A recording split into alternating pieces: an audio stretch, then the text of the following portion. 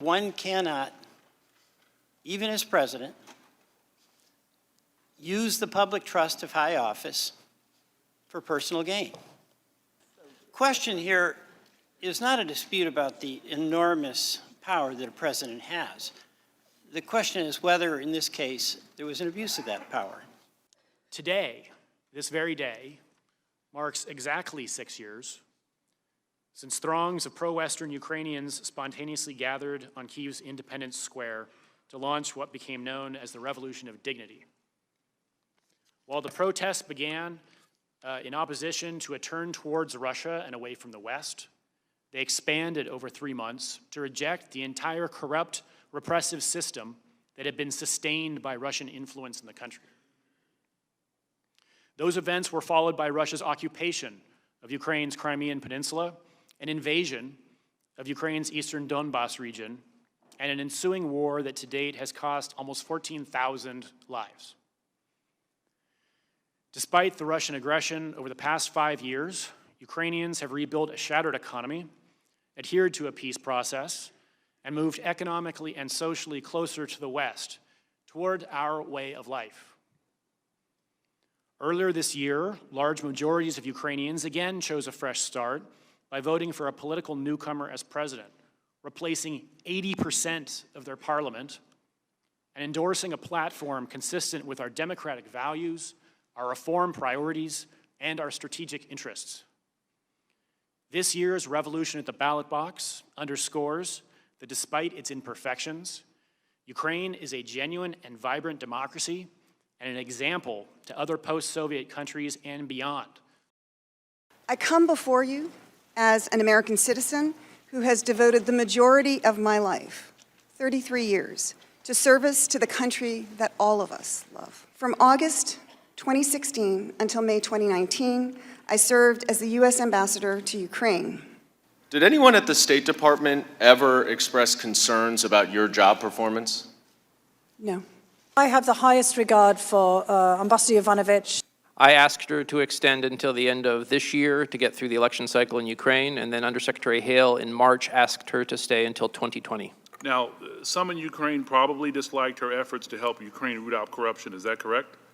As I mentioned in my testimony, you can't promote principled anti-corruption action without pissing off corrupt people.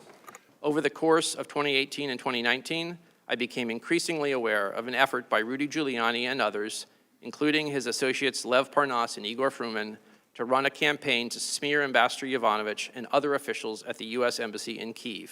It appears that as early as April of 2018, Mr. Parnas was at a fundraiser for the president and recommended that you be removed, and then subsequently in May of 2018 was pictured at a White House dinner with the president, and then later in May made a contribution of over $325,000 illegally to the president's re-election campaign.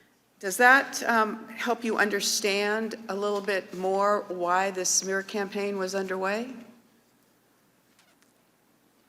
Yes. Are you aware of yesterday's Daily Beast story reporting the indicted Ukrainian Lev Parnas has been working with ranking member Devin Nunes on Mr. Nunes's overseas investigations? I am not aware of that. You understood that Rudy Giuliani was Donald Trump's personal lawyer, is that right?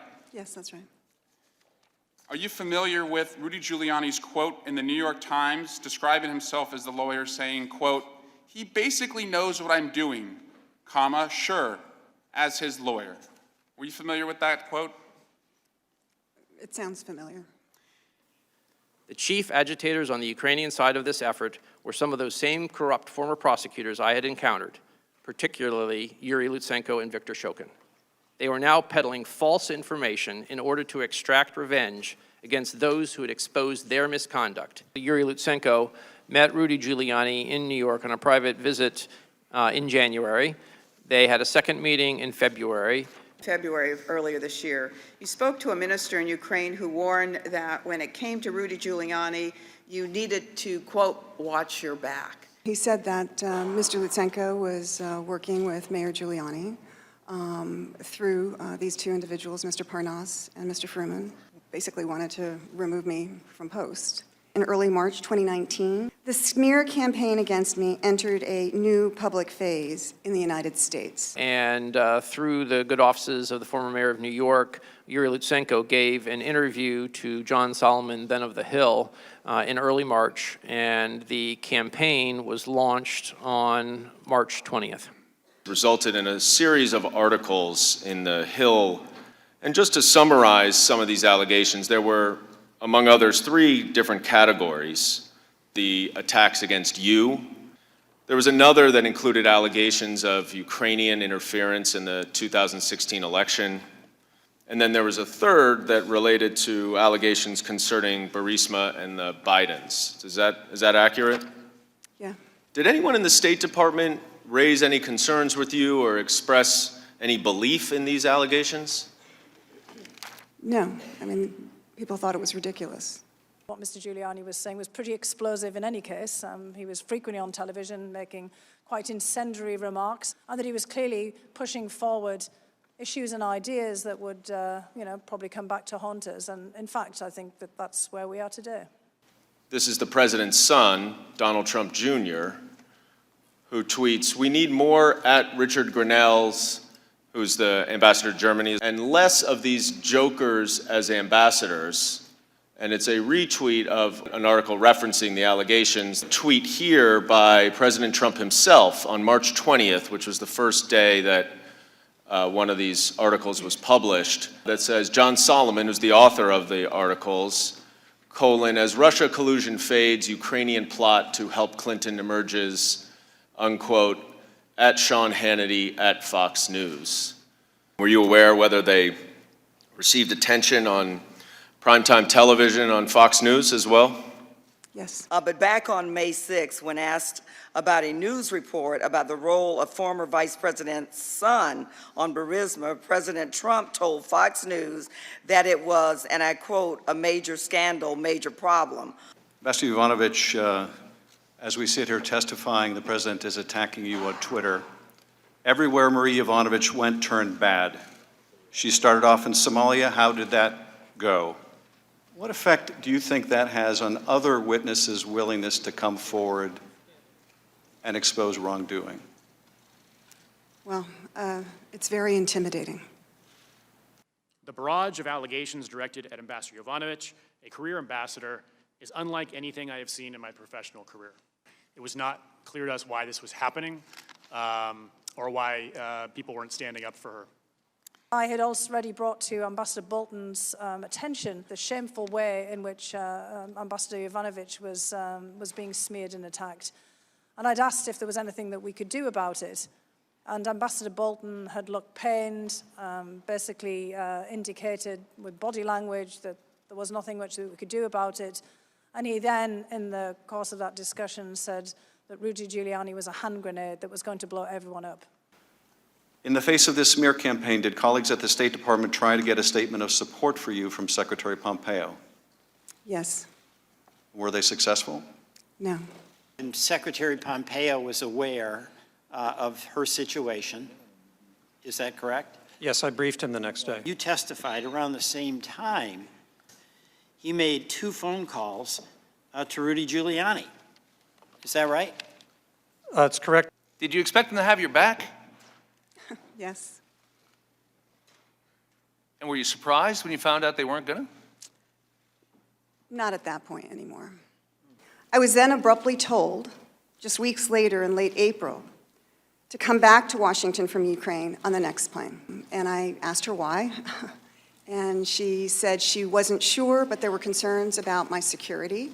When I returned to the United States, Deputy Secretary of State Sullivan told me there had been a concerted campaign against me, that the president no longer wished me to serve as ambassador to Ukraine, and that, in fact, the president had been pushing for my removal since the prior summer.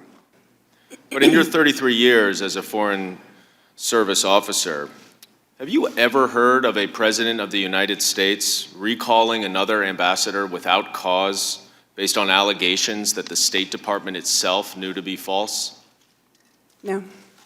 Is it fair to say that other ambassadors and others of lesser rank who serve the United States and embassies around the world might look at this and think, if I take on corrupt people in these countries, that could happen to me? I think that's a fair statement, yes. Commentators in Ukraine were already aware of Mr. Giuliani and his influence, the issues that he was promoting, and ultimately that he was able to get an ambassador removed. And then in addition, immediately after the inauguration, he began reaching out to the Zelensky administration. On May 28th of this year, I met with Secretary of State Mike Pompeo, who asked me to rejoin the State Department and return to Kyiv to lead our embassy in Ukraine. I wanted to say yes, but it was not an easy decision.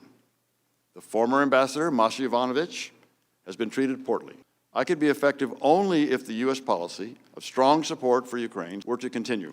And I worried about what I had heard concerning the role of Rudy Giuliani. And I think we can all agree that Ambassador Taylor is a remarkable public servant. Absolutely. But what if the president could put someone else in place that wasn't a career diplomat? What if he could put in place, say, a substantial donor to his inaugural? What if he could put in place someone with no diplomatic experience at all?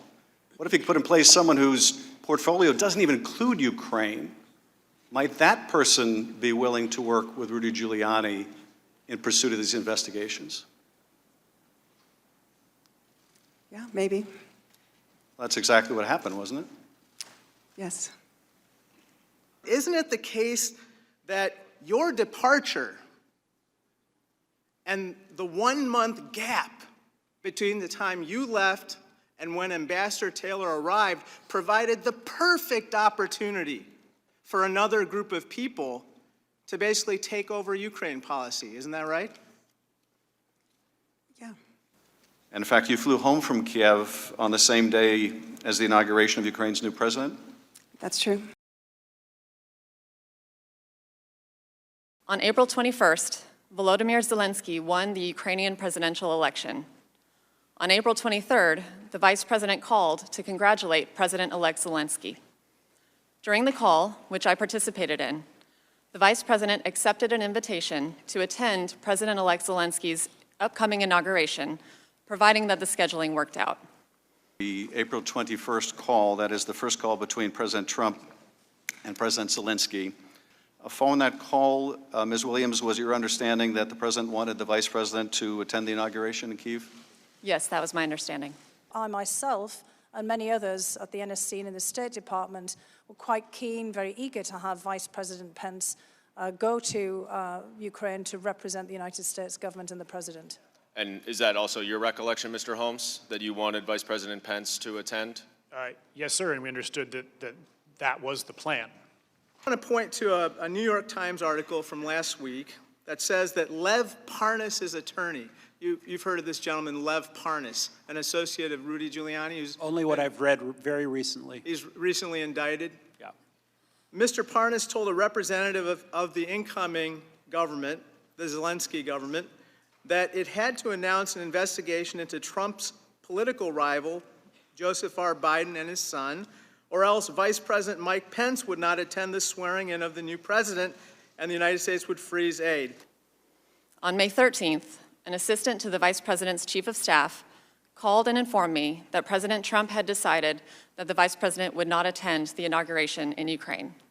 You were instructed that the president had told the vice president not to go before you even knew the date of the inauguration.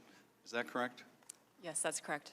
Were you aware in the interim between the president telling him to go and the president telling him not to go that Rudy Giuliani had to abort a trip that he was going to make to Ukraine? I had seen that in the press, yes. Rudy Giuliani planned to travel to Ukraine and, quote, shortly to meet with President Zelensky to urge him to pursue the 2016 election and the involvement of Hunter Biden in Burisma, unquote. And had you seen in the press that Rudy Giuliani blamed people around Zelensky for having to cancel the trip? I had read that in the press reporting, yes. And did you read in the press reporting also that Giuliani wanted to go to Ukraine to, as he put it, not meddle in an election, but meddle in investigations? I did read that, yes. And that occurred prior to the president canceling the vice president's trip to the inauguration? It did. Was Mr. Giuliani promoting U.S. national interests or policy in Ukraine, Ambassador? I don't think so, ma'am. Mr. Kent? No, he was not. I believe he was looking to dig up political dirt against a potential rival in the next election cycle. I agree with Mr. Kent.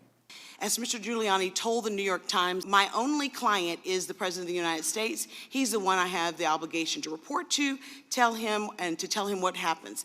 He added that the investigations would be, quote, very, very helpful to my client and may turn out to be helpful to my government. The inauguration took place on May 20th, and I took notes in the delegation's meeting with President Zelensky. Was it your understanding that President Zelensky and the Ukrainians were already starting to feel some pressure to conduct these political investigations? Yes, And those were the ones related to Biden and Burisma in the 2016 election? correct. In fact, at one point during a preliminary meeting of the inaugural delegation, someone wondered aloud why Mr. Giuliani was so active in the media with respect to Ukraine. My recollection is that Ambassador Sondland stated, quote, "Damn it, Rudy. Every time Rudy gets involved, he goes and F's everything up." That inauguration was attended by three who have become known as the Three Amigos, Ambassadors Sondland, Volker, and Perry, was it? Yes. And 3 days after that inauguration, in a meeting with President Trump, are you aware that the president designated these Three Amigos to coordinate Ukraine policy with Rudy Giuliani? Since then, I have become aware of that. And it was at that juncture that Ambassador Sondland's role seemed to grow larger. And did you express any concerns to him directly? I did express concerns to him directly. What were those concerns? I asked him quite bluntly in a meeting that we had in June, what was his role here? And he said that he was in charge of Ukraine. And I said, well, who put you in charge, Ambassador Sondland? And he said, the president. He said his job was to go out and make deals in Europe. He had also been a large donor to one of President Trump's campaign committees. Is that correct? I have learned that. It's a little unusual for the U.S. ambassador to the EU to play a role in Ukraine policy. Okay. And, it might be irregular, but it's certainly not outlandish. And it's not as outlandish as it could be. Is that correct? It's not as outlandish as it could be. Yeah, I agree, Mr. Guest. Over the following months, it became apparent that Mr. Giuliani was having a direct influence on the foreign policy agenda. They gave us every impression that they were meeting with Rudy Giuliani at this point, and Rudy Giuliani was also saying on the television, and indeed has said subsequently, that he was closely coordinating with the State Department. On May 29th, President Trump signed a congratulatory letter to President Zelensky, which included an invitation to visit the White House at an unspecified date. You said that you were nervous about that. Why were you nervous, Dr. Hill? Because at this juncture, it had become quite apparent that the president wasn't very keen on having a meeting with Mr. Zelensky. And we were, once one puts in a letter like that, you raise the expectation of an invitation coming shortly. How important to President Zelensky was a White House meeting? New leaders, particularly countries that are trying to have good footing in the international arena, see a meeting with the U.S. President in the Oval Office at the White House as the ultimate sign of endorsement and support from the United States. It would primarily boost his leverage to negotiate with Vladimir Putin about the Russian occupation of 7% of Ukrainian territory. From May onwards, it became very clear that the White House meeting itself was being predicated on other issues, namely investigations. Investigations was a term Ambassadors Volker and Sondland used to mean matters related to the 2016 elections and to investigations of Burisma and the Bidens. During my subsequent communications with Ambassadors Volker and Sondland, they relayed to me that the president wanted to hear from Zelensky before scheduling the meeting in the Oval Office. On June 27th, Ambassador Sondland told me during a phone conversation that President Zelensky needed to make clear to President Trump that he, President Zelensky, was not standing in the way of investigations. Ambassador Volker separately told the U.S. participants that he planned to make clear what President Zelensky should do to get the White House meeting. Ambassador Volker said he would relay that President Trump wanted to see rule of law transparency, but also specifically cooperation on investigations to get to the bottom of things. You've testified that the White House meeting that President Zelensky desperately wanted, and that was very important to President Zelensky, was it not? Absolutely. You've testified that that meeting was a quid pro quo for what the president wanted, these two investigations. Is that right? Correct. And that everybody knew it? Correct.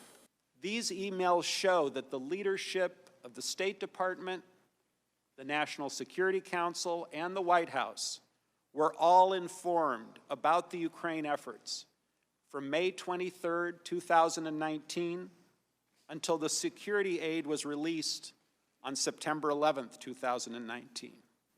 Our efforts were reported and approved, and not once do I recall encountering an objection.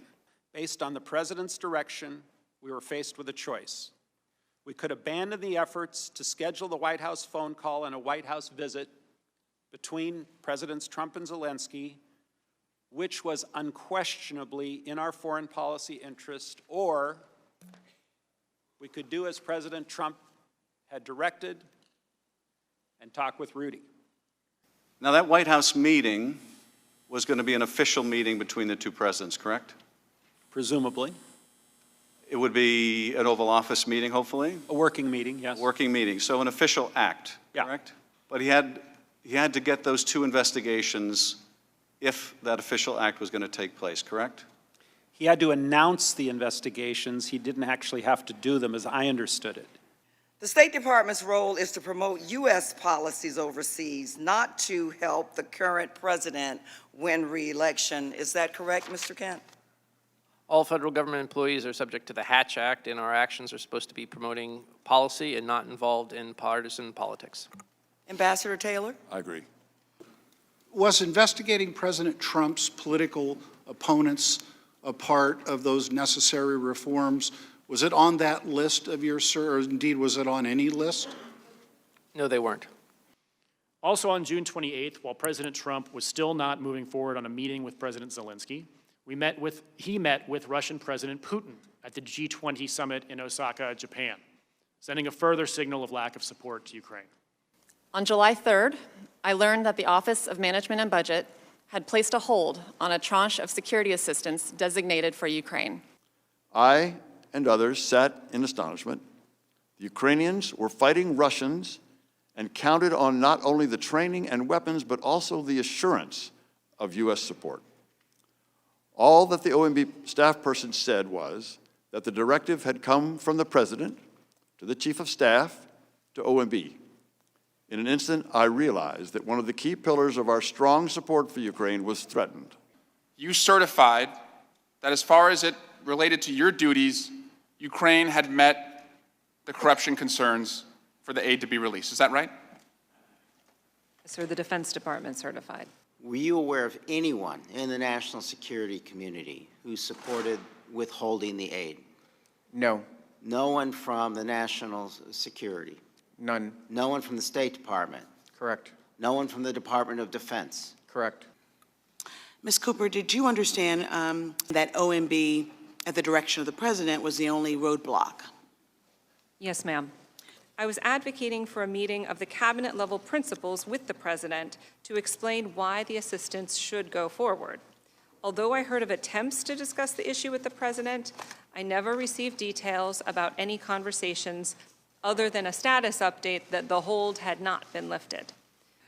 Sir, I did express that I believed it would require a notice to Congress, and that then there was no such notice, to my knowledge, or preparation of such a notice. To July 10th, you sent a text message to Giuliani, and I think it's on the screen now. And you said, Mr. Mayor, could we meet for coffee or lunch in the next week or so? I'd like to update you on my conversations about Ukraine.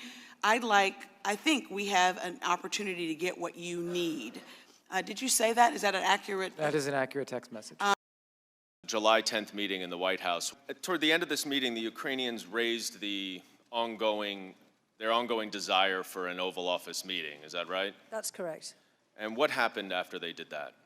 As Ambassador Bolton was trying to move that part of the discussion away. I think he was going to try to deflect it onto another wrap-up topic. Ambassador Sondland leaned in basically to say, well, we have an agreement that there will be a meeting if specific investigations are put underway. And that's when I saw Ambassador Bolton stiffen. And for me, that was an unmistakable body language, and it caught my attention. And then he looked up to the clock and, at his watch, or towards his wrist in any case. Again, I was sitting behind him, and basically he said, well, it's been really great to see you. I'm afraid I've got another meeting. And he was escorting out the Ukrainian visitors, along with Secretary Perry and Ambassadors Volker and Sondland. And I guess they wanted to take a quick photograph outside of his office. Ambassador Sondland had said, let's regroup in the wardroom for, a quick huddle on next steps, which, to be honest, was quite unusual. And when Ambassador Bolton came back into the office, that's when he gave me the very strong instruction to go downstairs, find out what was being discussed, and to come right back up and report it to him. And as I came into the wardroom, Alex Vindman, Colonel Vindman, and Ambassador Sondland were in an exchange, and that's when I noticed that Colonel Vindman looked quite alarmed. Gordon Sondland was basically saying, well, look, we have a deal here that there will be a meeting. I have a deal here with Chief of Staff Mulvaney. There will be a meeting if the Ukrainians open up or announce these investigations into 2016 in Burisma. And I cut it off immediately there. By this point, it was clear that Burisma was code for the Bidens, because Giuliani was laying it out there. I could see why Colonel Vindman was alarmed. And he said, this is inappropriate. We're the National Security Council. We can't be involved in this. Now, did you have a conversation with Ambassador Bolton after the subsequent meeting with Ambassador Sondland? When I came back and related it to him, he had some very specific instruction for me, that I had to go to the lawyers. You tell Eisenberg, Ambassador Bolton told me, that I am not part of this whatever drug deal that Mulvaney and Sondland are cooking up. What did you understand him to mean by the drug deal that Mulvaney and Sondland were cooking up? I took it to mean investigations for a meeting. Did you go speak to the lawyers? I certainly did. Ever been instructed to go report something to the NSC lawyer before? That was the first time. I've self-instructed a couple of times, but that was the first time I have been instructed to go. A conspiracy was launched against you by convicted felon Roger Stone on the show InfoWars, led by Alex Jones, right? We here at InfoWars, this is Roger Stone speaking, first identified Fiona Hill, the globalist leftist George Soros insider who had infiltrated McMaster's staff. He said that on May 31st, 2017. I presume you're not a globalist leftist Soros insider, correct? I think my coal mining family would be very surprised to hear all of these things about me. And in fact, just more recently, before Mr. Stone endured his trial, they were at it again, reprising the same InfoWars video and adding embellishment. Dr. Hill, you testified that you handed over your duties on the NSC to Tim Morrison on July 15th and that you physically left the White House on July 19th, correct? That is correct, yes. Very unfortunately, I had a bit of a blow-up with Ambassador Sondland, and I had a couple of testy encounters with him. One of those in my last week in the office. He indicated you were upset, and you were upset with Ambassador Bolton and upset with the way things are going. I was actually, to be honest, angry with him. And, I hate to say it, but often when women show anger, it's not fully appreciated. It's often, pushed onto emotional issues, perhaps, or deflected onto other people. And what I was angry about was that he wasn't coordinating with us. Now, I actually realized, having listened to his deposition, that he was absolutely right. That he wasn't coordinating with us because we weren't doing the same thing that he was doing. So I was upset with him that he wasn't fully telling us about all of the meetings that he was having. And he said to me, but I'm briefing the president. I'm briefing Chief of Staff Mulvaney. I'm briefing Secretary Pompeo, and I've talked to Ambassador Bolton. Who else do I have to deal with? But it struck me yesterday when you put up on the screen Ambassador Sondland's emails and who was on these emails, and he said, these are the people who need to know, that he was absolutely right, because he was being involved in a domestic political errand. And we were being involved in national security foreign policy, and those two things had just diverged. So he was correct, and I had not put my finger on that at the moment, but I was irritated with him and angry with him that he wasn't fully coordinating. And I did say to him, Ambassador Sondland, Gordon, I think this is all going to blow up, and here we are. Remember, I left on July 19th, and the call took place the following week. I had just spoken with Zelensky, and he said that he was prepared to receive the call, and he would make those assurances to President Trump on that call, and then presumably that would then lead to the White House meeting.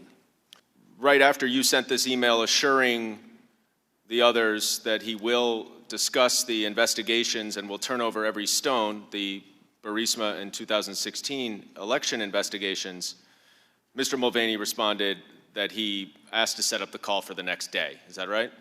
That's what it says. In front of you is another text message from you that same morning. Right. So this is slightly less than a half hour before the call between President Trump and President Zelensky. It says, good lunch, thanks. Heard from White House. Assuming President Z convinces Trump he will investigate, get to the bottom of what happened in 2016, we will nail down date for a visit to Washington. Ambassador Sondland emailed you and several White House staff to say that he briefed President Trump in advance of his July 25th call with the Ukrainian president. Is that correct? Yes, Congressman. Let's take a look at a couple of excerpts from this call. And right after President Zelensky thanked President Trump for the United States' support in the area of defense, President Trump asks President Zelensky for a favor and then raises this theory of Ukrainian interference in the 2016 election. He says in the highlighted portion, I would like you to do us a favor, though, because our country has been through a lot and Ukraine knows a lot about it. I would like you to find out what happened with this whole situation with Ukraine. They say CrowdStrike. I guess you have one of your wealthy people, the server. They say Ukraine has it. Now, Colonel Vindman, was this statement based on the official talking points that you had prepared? No.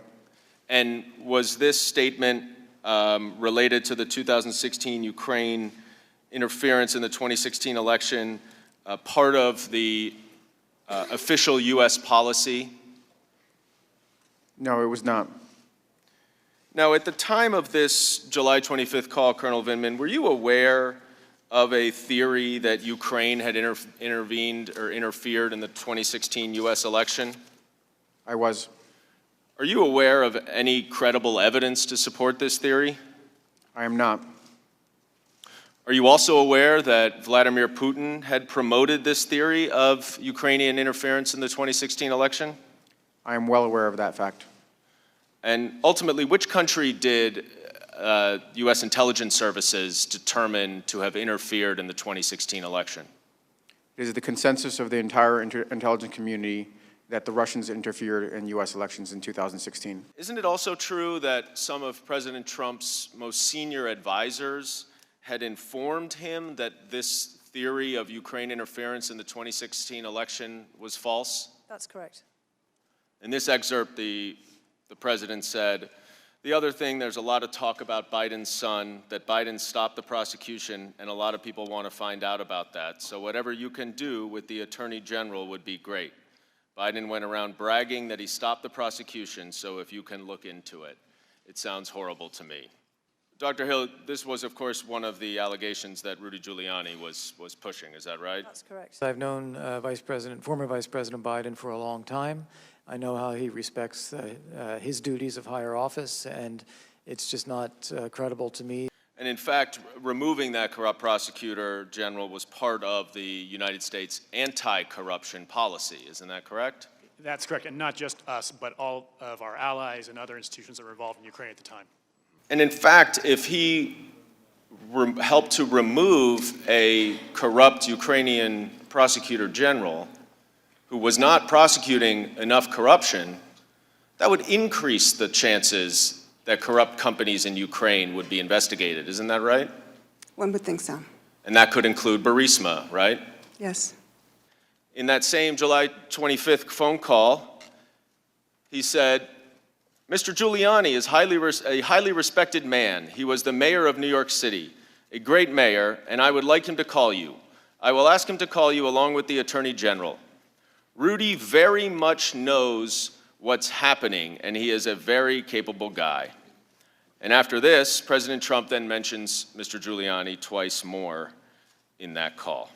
What did you think when President Trump told President Zelensky and you read that you were going to go through some things? I didn't know what to think, but I was very concerned. What were you concerned about? She's going to go through some things. It didn't sound good. It sounded like a threat. Did you feel threatened? I did. Now, in this same call where the president, as you just said, threatens you to a foreign leader, he also praises the corrupt Ukrainian prosecutor who led the false smear campaign against you. The President of the United States says, "Good, because I heard you had a prosecutor who was very good and he was shut down, and that's really unfair." And he went on later to say, "I heard the prosecutor was treated very badly and he was a very fair prosecutor, so good luck with everything." It was disappointing. It was concerning. It wasn't certainly based on anything that the State Department would have reported, or frankly, anybody else in the U.S. government. Right after President Zelensky mentions his much-desired Washington visit, he says, "On the other hand," and then says that Ukraine will be very serious about the investigation. Is this the same link between the White House visit and the investigations that Ambassador Volker had texted to Andrei Yermak just a few minutes before this conversation? That's my assumption. Now, just to summarize what we've just read in this July 25th call between the presidents, the Ukrainian president thanked President Trump for security assistance that President Trump had just frozen, to which President Trump responded that he wanted President Zelensky to do him a favor, though, by investigating the 2016 U.S. election and the Bidens. Then President Zelensky says that he will pursue these investigations right after he mentions the White House visit. Is that your understanding, Ambassador Taylor, of what we just read? Yes. And Mr. Kent, is that yours? Yes. I was concerned by the call. What I heard was inappropriate, and I reported my concerns to Mr. Eisenberg. It is improper for the President of the United States to demand a foreign government investigate a U.S. citizen and a political opponent. My understanding is that this was viewed as a sensitive transcript, and to avoid leaks and, if I recall the term properly, or something along the lines of preserve the integrity of the transcript, it should be segregated to a smaller group of folks. And political consequences was an umbrella term I used in my statement to describe a series of effects I feared about what would happen if and when the content of the transcript or the content of the MEMCON leaked. This was the first and only time where you went from listening to a presidential call directly to the national security lawyer, is it not? Yes, that's correct. Frankly, I couldn't believe what I was hearing.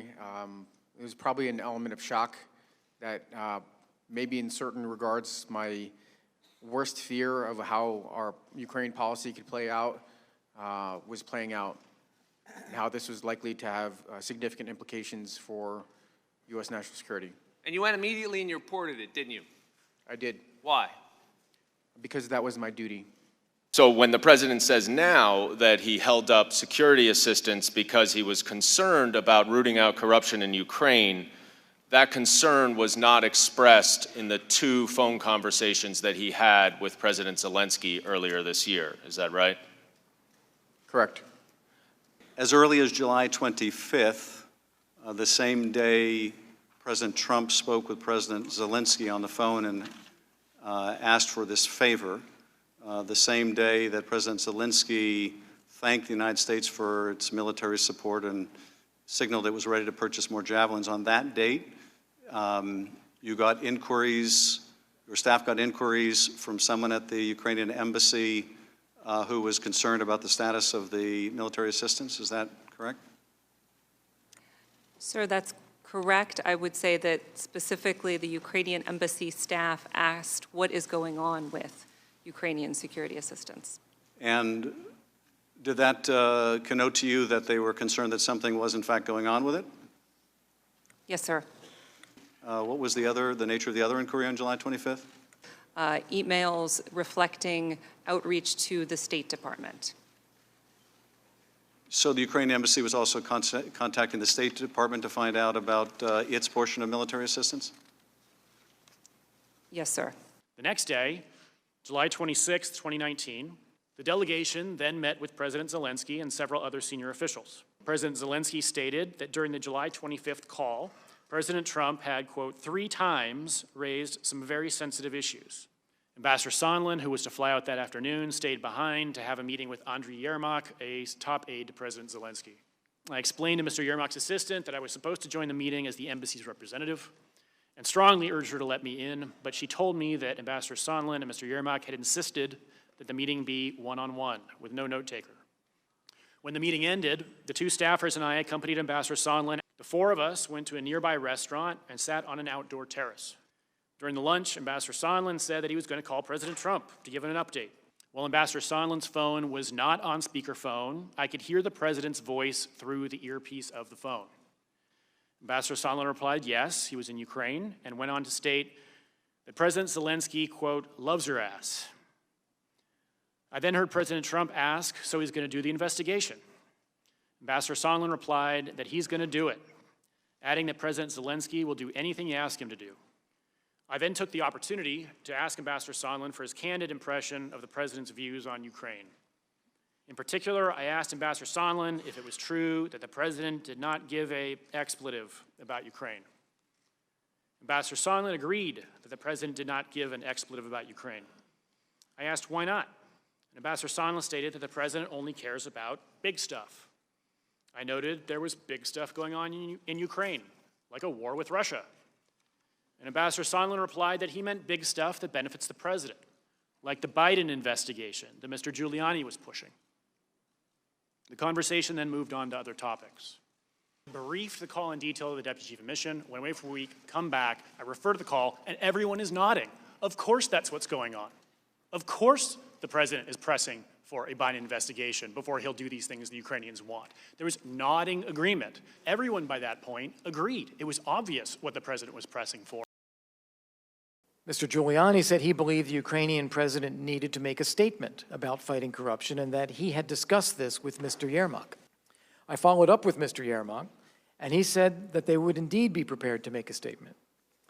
He said it would reference Burisma and 2016, and I edited the statement drafted by Mr. Yermak to include these points. You say that Morrison ready to get dates as soon as Yermak confirms. Mr. Volker, or Ambassador Volker says, excellent, how did you sway him? You said, not sure I did. I think POTUS really wants the deliverable. What did you mean there? The commitment to do the investigations. The next day, on August 10th, there's another text exchange between you and Mr. Yermak, who's the same aide that Mr. Giuliani had met in Madrid. I wrote, I agree with your approach.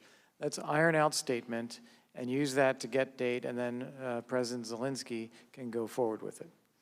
And Mr. Yermak responds, once we have a date, we will call for a press briefing announcing upcoming visit and outlining vision for the reboot of U.S.-Ukraine relationship, including, among other things, Burisma and election meddling in investigations. And what did you respond? Sounds great. This is between you and Andriy Yermak. What did you say initially? How was your conversation? And Mr. Yermak responds, hello, good. My proposal, we receive date, and then we make general statement with discussed things. Once we have a date, we'll call for a press briefing announcing upcoming visit and outlining vision for the reboot of U.S.-Ukraine relationship, including, among other things, Burisma and election meddling in investigations. And you respond, got it. The next day, you write an email. Mike, and I'm referring to Secretary Pompeo, Kurt and I negotiated a statement from Zelensky to be delivered for our review in a day or two. The contents will hopefully make the boss happy enough to authorize an invitation. Zelensky plans to have a big presser on the openness subject, including specifics next week. What did the specifics represent? The 2016 and the Burisma.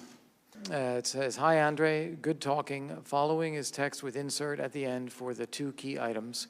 We will work on official request." And then you'll see the highlighted portion of the next text. The other is identical to your previous one, and then it just And then adds it including includes that. Correct. including these involving Burisma and the 2016 elections. Is that right? That is correct. And that was what Mr. Giuliani insisted on adding to the statement? That's what he said would be necessary for that to be credible. They did not want to mention Burisma or 2016, and the idea of putting out a statement was shelved. And President Zelensky ultimately did not get the Oval Office meeting either, did he? Not yet. By August, I was becoming more concerned. A senior advisor to President Zelensky had asked that the United States submit an official request for an investigation into Burisma's alleged violations of Ukrainian law, if that is what the United States desired. Mr. Kent, were you aware of any formal Department of Justice cooperation requests made to the Ukrainians? I am not aware that there was any formal Department of Justice request in this matter, no.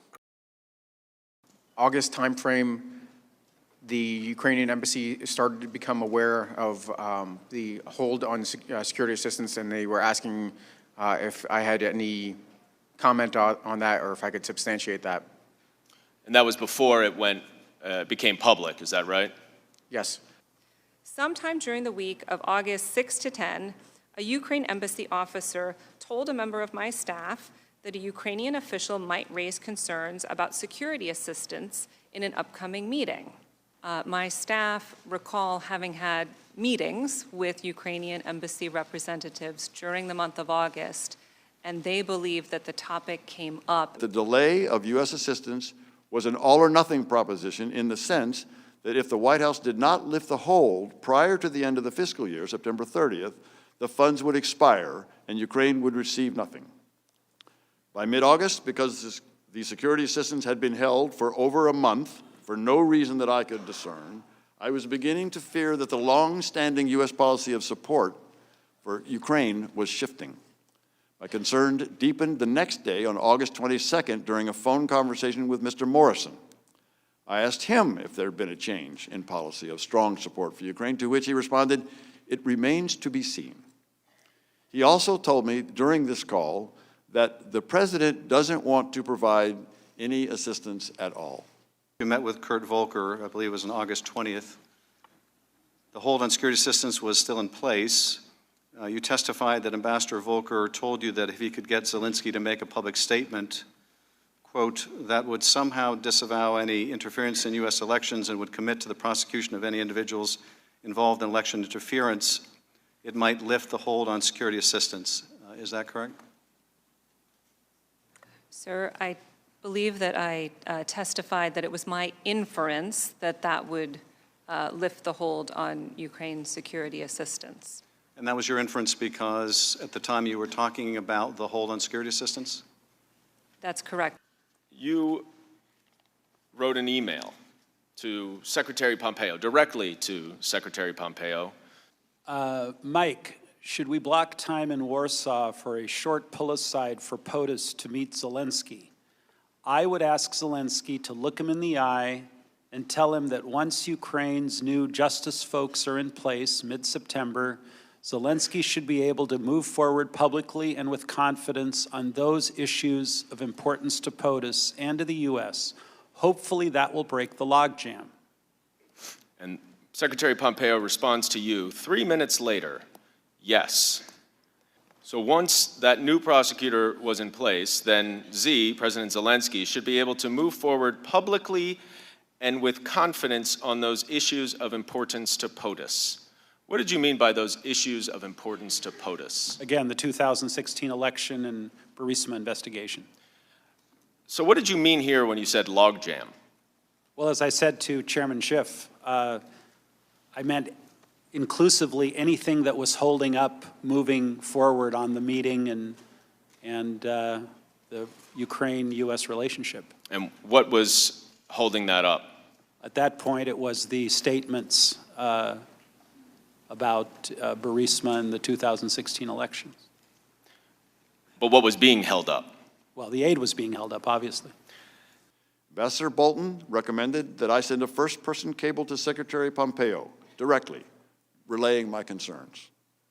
I wrote and transmitted such a cable on August 29th, describing the folly I saw in withholding military aid to Ukraine at a time when hostilities were still active in the East and when Russia was watching closely to gauge the level of American support for the Ukrainian government.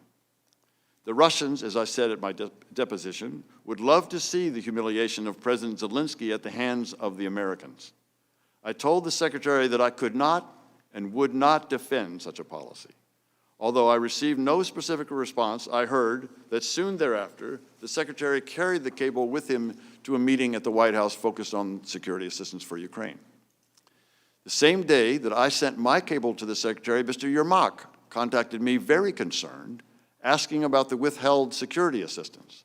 The hold that the White House had placed on assistance had just been made public that day in a Politico story. At that point, I was embarrassed that I could give him no explanation for why it was withheld. So we're clear, you reported 2 concerning conversations that you had with Ambassador Sondland to the lawyers in early September, in which you understood from him that the president was withholding security assistance as additional leverage to get Ukraine to publicly announce the specific political investigations that President Trump had discussed on the July 25th call. Is that accurate? I was concerned about what Ambassador Sondland was saying were requirements, yes. Right. And you understood, though, that the investigations that Ambassador Sondland was referring to were the 2 that President Trump referenced on the July 25th call, correct? At this point, yes. Ms. Williams, you testified that in your opening statement that you attended the September 1st meeting between Vice President Pence and President Zelensky in Warsaw. Is that right? That's correct.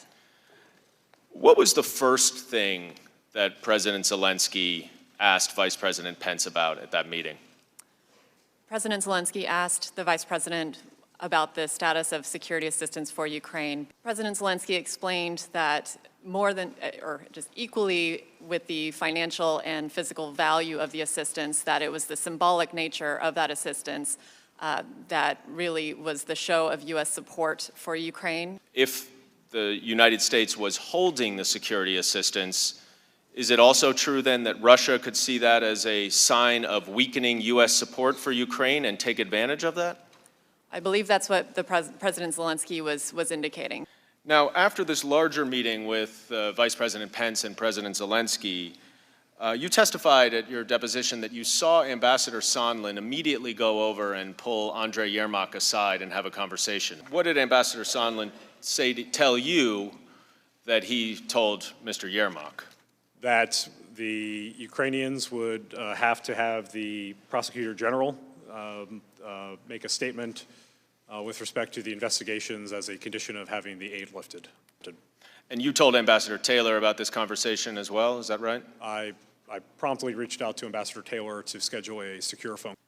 You're not able to give them a reason for the hold. No one is able to give them a reason for the hold. They know the president wants these investigations, and then they're told in Warsaw by Ambassador Sondland, essentially, you're not getting the aid unless you do these investigations, correct? That's correct. So, you know, you've been asked, how could there be conditioning if the Ukrainians didn't know? But the Ukrainians were told by Ambassador Sondland, were they not? They were. They were. Very concerned, on that same day, September 1st, I sent Ambassador Sondland a text message asking if we are now saying that the security assistance and a White House meeting are conditioned on investigations. Ambassador Sondland responded, asking me to call him, which I did. During that phone call, Ambassador Sondland told me that President Trump had told him that he wants President Zelensky to state publicly that Ukraine will investigate Burisma and alleged Ukrainian interference in the 2016 election. Ambassador Sondland also told me that he now recognized that he had made a mistake by earlier telling Ukrainian officials that only a White House meeting with President Zelensky was dependent on a public announcement of the investigations. In fact, Ambassador Sondland said, everything was dependent on such an announcement, including security assistance. He said that President Trump wanted President Zelensky in a public box, by making a public statement about ordering such investigations. Now, a few days later, on September 7th, you spoke again to Ambassador Sondland, who told you that he had just gotten off the phone with President Trump. Isn't that right? That sounds correct, yes. What did Ambassador Sondland tell you that President Trump said to him? If I recall this conversation correctly, this was where Ambassador Sondland related that there was no quid pro quo, but President Zelensky had to make the statement and that he had to want to do it. Ambassador Sondland said that this conversation concluded with President Zelensky agreeing to make a public statement in an interview on CNN. I was shocked the requirement was so specific and concrete. This was a demand that President Zelensky personally commit on a cable news channel to a specific investigation of President Trump's political rival. And so even though President Trump was saying repeatedly that there is no quid pro quo, Ambassador Sondland relayed to you that the facts of the matter were that the White House meeting and the security assistance were conditioned on the announcement of these investigations. Is that your understanding? That's my understanding. Can you read what you wrote there? Guys, multiple convos with Zelensky, POTUS, let's talk. Ambassador Taylor then says, Gordon and I just spoke. I can brief you if you and Gordon don't connect, speaking to Ambassador Volker. Then Ambassador Taylor, an hour later, says, the nightmare is they give the interview and don't get the security assistance. The Russians love it, and I quit. You would agree that in this text message, after you had spoken an hour earlier with Ambassador Taylor, that he is linking the security assistance to this interview, this public announcement by President Zelensky. Is that right? Absolutely. The next day, September 9th, I said to Ambassador Sondland and Volker that the message to the Ukrainians and the Russians we send with the decision on security assistance is key. With the hold, we have already shaken their faith in us. I also said I think it's crazy to withhold security assistance for help with the political campaign. Ambassador Sondland responded about 5 hours later that I was incorrect about President Trump's intentions. The president has been crystal clear, no quid pro quos of any kind.